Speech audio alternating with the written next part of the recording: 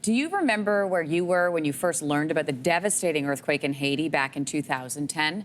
Dr. Andrew Furey was tightening his skates, about to hit the ice for a game of hockey. At the time, he had no idea he'd soon be leaving that rink on the rock and heading to Haiti. Furey would go on to grow a 3-person team from St. John's into a 1,000-plus organization called Team Broken Earth, helping people in Haiti recover.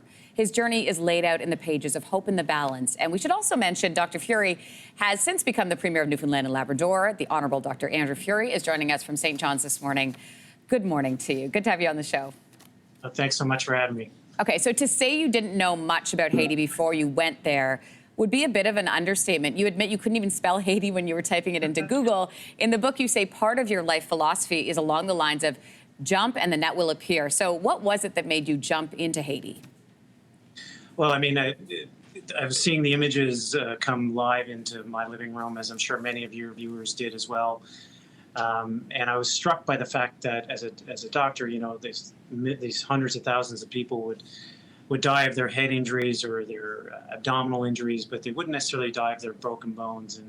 And that's my bag of tricks. It's what I used to do for a living, I guess. And so I felt really compelled to help. And as you suggested, I didn't know a whole lot about the country. I had to do some research myself and figure out a way to get there. And it was a real eye opener for me when I got there, and really changed my life and changed my life entirely. It changed who I am as a person, as a doctor, and ultimately took me in all kinds of different paths that I wasn't expecting. So since 2010, you've made more than 24 trips to Haiti, but you mentioned that first trip. That very first trip through the streets has never left you. How did Haiti greet you the first time you went? It was overwhelming. I mean, it was frank destruction, the overwhelming amount of rubble. I usually compare it to a snowstorm here in Newfoundland and Labrador. I'm sure it's many areas in Canada. Like the snowplow made the first cut through what would be a 4-lane highway, is a 4-lane highway now, but you could only navigate one way. Cars had to pull over to one side so others could come through. And that was normally a 4-lane highway, except it had been all filled in with rubble. So instead of the snow on either side, the snow banks, there were rubble banks, and you knew that represented not just incredible destruction of infrastructure and buildings, but there was a significant degree of mortality buried within that rubble. And that was, frankly, my first experience, and it was overwhelming. Image is as vivid today as it was back then. I want to talk to you about what hope means to you. Hope. You've got a chapter in here called The Currency of Hope. The book itself is called Hope in the Balance. You've seen firsthand some pretty hopeless situations. What do you do to keep hope alive and stop apathy from seeping in? I think that's the challenge. You know, that's the challenge that we all face in our personal lives. We all face in our professional lives at times, especially now in the face of this global pandemic and global economic crisis. But the lesson that I learned, and I think if you look in your own lives, there's lessons to be had, but and you can find your own examples of where hope will shine through some of the most challenging propositions.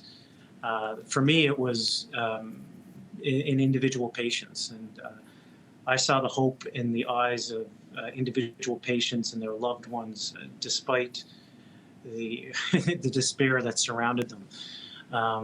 You could really get a sense from patients and talking with them and their hopes and dreams for the future that Haiti could be a better place. And if they believed that Haiti could be a better place, then I felt compelled to help them ensure that they had a path towards that. But you can take that hope and you can see it in all kinds of different circumstances. Like, I believe we will emerge from this global pandemic. Yeah, I want to ask you about that because, you know, when you think about hope and you talk about what you experienced, 10 years ago, and you think about what hope means to you and the light at the end of the tunnel, what would you say to people right across this country right now?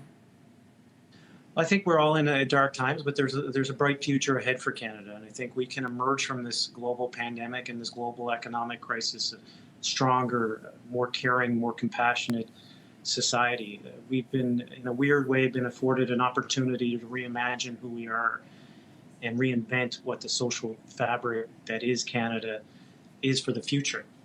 We've been given an opportunity to emerge, and we need to use that to redefine who we are and who we want to be defined as in the future. I've said over and over again, people in history will judge us not by the size of the challenges that we face, but they will judge us in how we respond.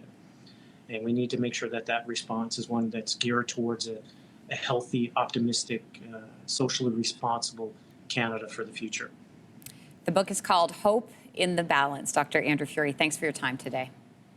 Thank you so much. Have a great day. You as well. Thanks for watching. If you like this, be sure to subscribe here. And you can check out more Your Morning videos right here.